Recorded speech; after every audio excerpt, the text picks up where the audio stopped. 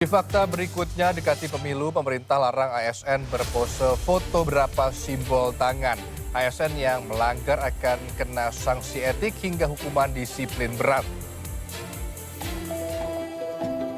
Pemilu 2024 menjelang dalam waktu 90 hari lagi. Namun euforia pesta demokrasi ini mesti dijaga betul netralitasnya bagi warga yang berstatus aparatur sipil negara. Ketentuan ini bukan imbauan semata, tapi telah jadi aturan tertuang dalam Surat Keputusan Bersama tahun 2022 yang mengatur netralitas pegawai aparatur sipil negara dalam pemilu. Dalam menjaga netralitas ASN, BKN mengeluarkan aturan di mana ASN dilarang untuk mengeluarkan pose-pose yang mengisyaratkan nomor-nomor tertentu. Namun apakah ASN sudah mengetahui perihal aturan yang diberlakukan? Saya akan ajak Anda untuk melakukan eksperimen sosial. Apakah para ASN sudah mengetahui secara utuh aturan yang diberlakukan?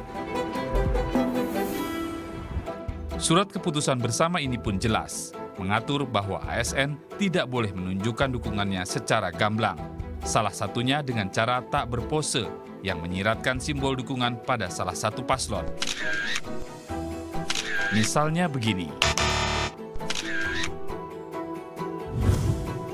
Kami menemui sejumlah ASN yang bertugas di ibu kota. Atas aturan ini, para ASN telah tersosialisasi, tapi kerap tak sadar berpose ketika foto. Ya, namanya juga sebagai anak muda, kadang-kadang kita suka kelepasan, tapi ada baiknya untuk saling mengingatkan sesama teman-teman terkait hal itu, agar tidak ada kecenderungan memihak pada salah satu paslon. Oh, peraturan itu tahu, tapi ya tidak sespesifik itu ya, taunya.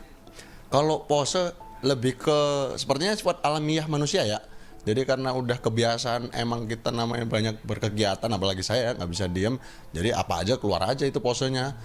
Kalau kita sebagai ASN ini sebaiknya memposisikan diri kita aja sih Mas. Kalau ada di forum formal kita seminimal mungkin untuk tidak mengeluarkan gaya-gaya itu.